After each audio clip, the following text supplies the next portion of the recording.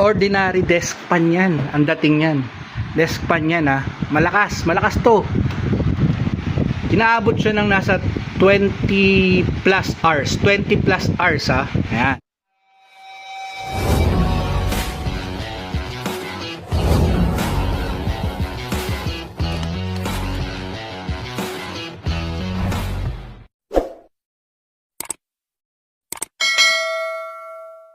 So what's up mga isang araw na naman na walang magawa at andito po tayo after ilang buwan, taon pala na hindi nakapag-vlog. So yun, kasi may nakita akong mga tanong, hindi pala tanong. May mga nakita kasi kung mga post sa mga camping, tawag dito, mga camping sites na tungkol sa ganito, tungkol sa mga tungkol sa Oroshare na to. Okay, so nag-comment ako doon na kaya pa tong magamit ng mas maganda. Okay, kung alam nyo lang yung tricks. So napag-decide ko na gumawa ng video about doon. Kasi usually ginagamit to pang charge lang ng laptop kasi nga 65 watts. Okay, nga pala ito ay Oroshare na ayan, 100,000 milliamperes, 65 watts power delivery. Ngayon, ituturo ko to sa video na to is kung paano siya magamit aside sa pagiging charger lang. Yung kuwaan lang ng kuryente bilang charger. Ngayon, although hindi pa ako masyado nagpo-full camping mode, pero nagagamit ko kasi to pag for example, yung sa van, pag umuwi kami ng probinsya, hindi kami natutulog doon sa kwarto ng mga kamag-anak ni CJ Chinita. Andun lang ako sa van tapos sineset up ko yun as parang kama yung likod ng van. Tapos ang ginagamit ko lang itong dalawa. Okay, so minsan isang linggo kami doon. Although tumatagal naman siya. Okay, so anyway, tuturo ko dito kung paano ko siya na mas na ma-maximize. Okay, so kumbaga parang hack na rin to. Kumbaga, okay. So, kung makikita nyo, may dalawa tayo electric fan dito. Ito yung mga 12 volts, mga rechargeable 12 volts, mga Firefly. Ayan. Huwag nyo napansinin na kahoy ito. Dahil, may nagtapo ng kalahating katawan nito. So, ginawan ko na lang ng paraan. Okay. Ayan. Wala nang battery yan. So, yun. Ayun. Itong mga electric fan na to, usually ginagamit ko pag nag-semi-van life kami. Semi-van life eh. So yun, tuturo ko kung paano nyo mapapagana to gamit ito. Kasi usually ito, hindi mo nyo mapapagana to kung wala yung tricks na sasabihin ko. Okay? Kasi itong mga to, tsaka ito may kaya pala nito mamaya, sasabihin ko kung bakit may ganyan tayo. Ang trick dito, para mabilis lang tayo is ito. Makikita nyo ba? Ayan. Tawag dito is PD trigger. Okay, makikita nyo may PD 65 watts yan. Alone, hindi nyo mati-trigger itong PD nito. Gamit lang ng mga charger nyo na ganyan, wala yan. Hindi nyo magagamit yan. Kailangan nyo nito para ma-trigger yung PD niya or yung power delivery niya na 65 watts. Yan. So ito, sineset to. Meron niyang 5 volts, 9 volts, 12 volts, 15 volts hanggang 20 volts. Okay? Pero ako sineset ko lang yan hanggang 12. Kasi pag tinaasan niyo yan, baka yung ibang mga 12 volts na appliances hindi kaya masunog. So hanggang 12 lang to. Pero ito kasi electric fan to na pang-track. Ito yung mga 12 volts. Hindi ito yung mga 5 volts lang na nasa USB Kung makikita niyo 12 volts to. Hanggang 24 volts to. Ito papakita ko sa inyo kung gaano kalakas yung magagawa nito para dito. 12 volts lang to. Yung mga ordinary na mga nilalagay sa mga sasakyan na nakapatong sa unahan is 5 volts lang yun. Ito 12 volts to. Pero kaya natin gawin to hanggang 20 volts gamit to. Okay? So yun, ang kailangan nyo lang dito is ito. Ito nga yung PD trigger. So napakadali lang nito. Napakadali lang nitong i-install. Ito lang ang kailangan nyo plus ito, yung 12 volt socket na female. Ayan, female. Pwede kayong bumili lang ganito sa Shopee, sa Lazada. Siko-connect nyo lang yan dito. Ayan, makikita nyo dyan dito, may positive tsaka negative. Kailangan tama yung polarity nyo dyan So, sisikipan nyo lang dyan. Ayan. Ayan. So, isisuksok nyo lang dyan. Napakasimple lang. Actually, dalawa to. Kasi dalawa to dati. Dalawa yan dati. Ngayon, ang ginawa ko na lang, bumili na lang ako nung pangsasakyan na pang 12 volts para dalawa na tatlo yung socket niya. So, para kahit tatlong ganito, ayan, tatlong yan, sabay-sabay, gumagana dito. Okay, so yun. So basically, napakadali lang nito. Ito lang ang trick niyan. Ngayon, ipapakita ko na sa inyo yung application. So, kailangan nyo lang dito is at least 65 watts na wire. Okay, 65 watts na wire. Ayan, papasok nyo lang dito. Kasimple lang na wire. Ayan, makikita nyo. Umilaw. Nasa 12 volts lang yan. Lagi nakaset ko yan sa 12 volts. Ayan, makikita nyo? 12 volts. Okay. Pag tinaasan ko to, pinindot ko yan. Ayan, naging 15. Ayan, nakita nyo, tumaas, 15. Ayan, tinagot 20. Hanggang 19.9. So, hanggang 20 volts lang ang maximum niyan. Pero hindi lahat ng 12 volts pwedeng igamitin sa ganyan. Okay, so, ang pinaka-safe niyan is lagay nyo lang ng 12 volts. So, yun lang. Ayan, 12 volts. So, papaganahin natin to. Itong rechargeable na Firefly. Pero ito, tinanggalan ko na ng battery kasi nga, mahirap yung lagi kang nagcha-charge.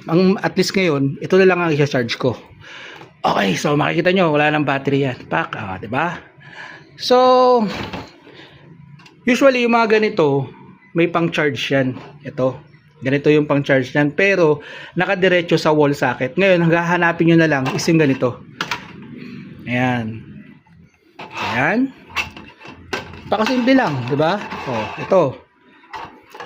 Saksak yung ganyan. Sorry, hawak ko kasi yung isang yung phone. Ayan, makikita nyo yan, iilaw na, 'di ba? Sorry, malikabok, hindi ko na gamit kasi. Ayan. Pak. 'Di ba? Ito medyo sira na kasi tong ano to eh. Ayan, sagad natin. Yan ang pinakamalakas niya. Ayan. Gumagana na, 'di ba? So makikita nyo dito, ayan oh. 0.91 ampere. Ayan, 1 ampere. Pumapasok in 12 volts. Ito, hindi mo pwedeng kahit gawin mong 10 volts. Ay, kahit gawin mong 15, 20, hindi magbabago yan. Okay? Kasi design to as 12 volts lang talaga siya. So, ayan. Magana, di ba? So, ang mangyayari ngayon, hindi nyo na siya kailangan na i-charge. Tinanggal ko yung battery, tapos dito na lang siya naka-charge. Okay? At kesa bumili kayo dun sa mga portable na chargeable na ilang oras lang ubos na. At least ito, isa lang i-charge nyo, 100 watts, 100,000 milliamperes na kagad siya. Unlike dun sa mga portable na 5 volts na mga yung mga portable camping tawag dito, portable camping na fan, 'di ba? Na ilang milliamperes lang, 20 ata, pinakamalaki ata ngayon is 20,000 milliamperes. Kasi ilang oras lang ubos na. Ito, nagamit ko na kasi ito ng ilang araw. Okay? Nasukat ko na rin kung ilang kaya nitong ito. Okay? So ito, ang gagamit siya, ito yan ordinary desk fan yan. Ang dating yan. Desk fan yan Malakas to. Inaabot siya ng nasa 20 plus hours ayan. So ayan, so more or less, para lang hindi tayo magmukhang fake news, 15 to 20 at least. Ayan, full yung speed niyan. Okay, so ganito rin dito. Tanggalin natin to. Actually, pwede ko pang lagyan to ng isa kasi hindi ko nakuha yung sasakyan dalawa pwede pa ganahin yan, dalawang yan. So ito naman sa kabila.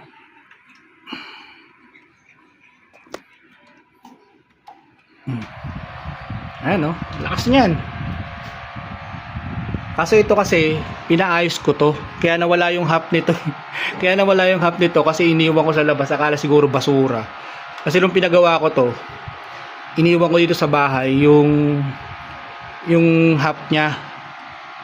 Yun, tinapon.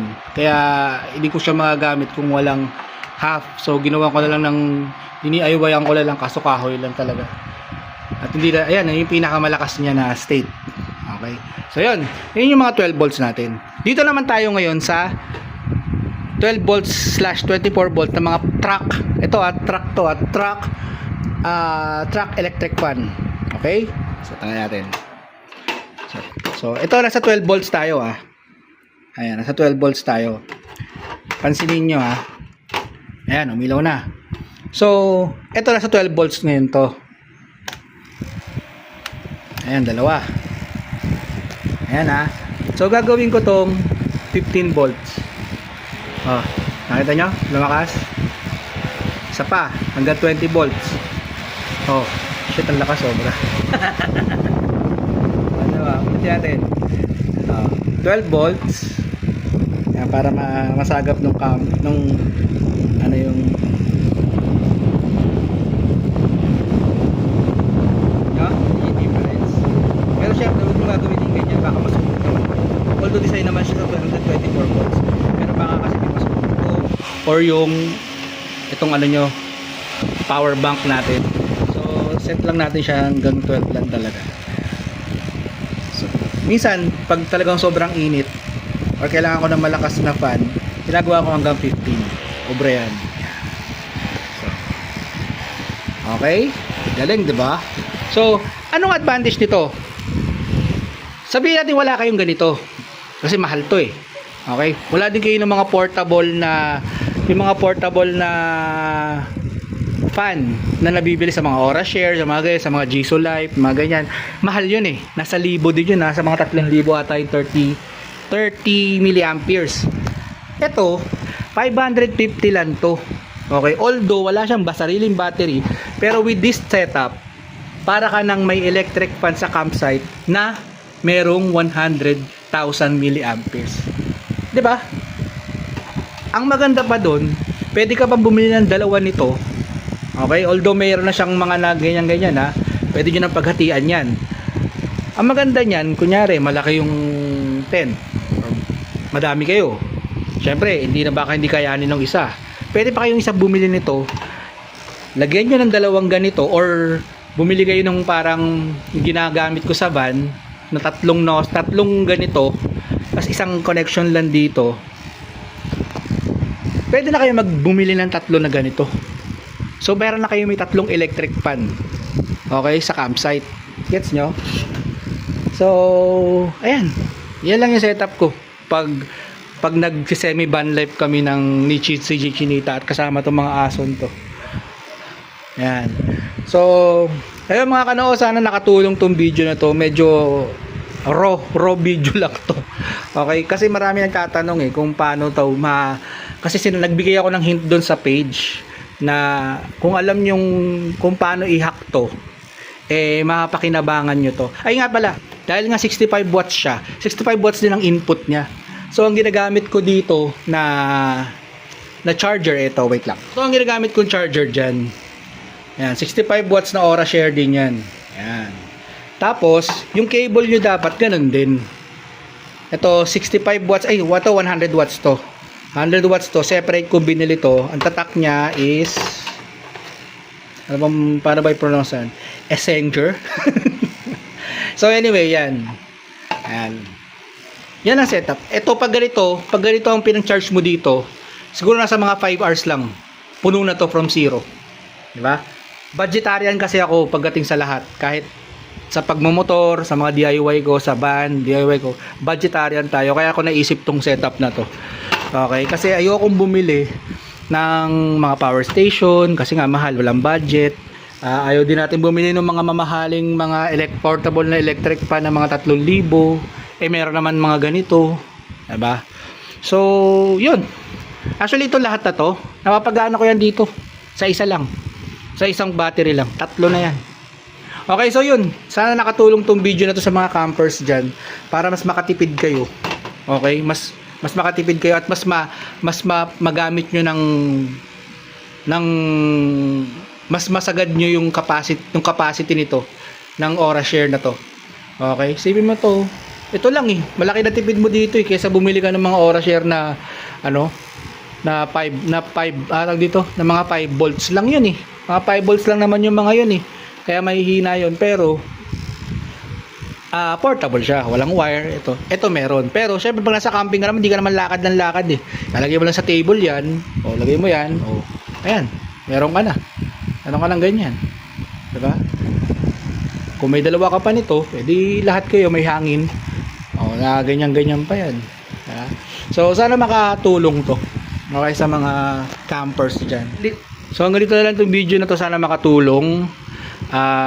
Kung nagustuhan nyo yung video, huwag nyo kalimutan mag-like, share, comment, and subscribe. At hit nyo na rin yung notification bell para updated kayo sa mga katarantaduhan natin.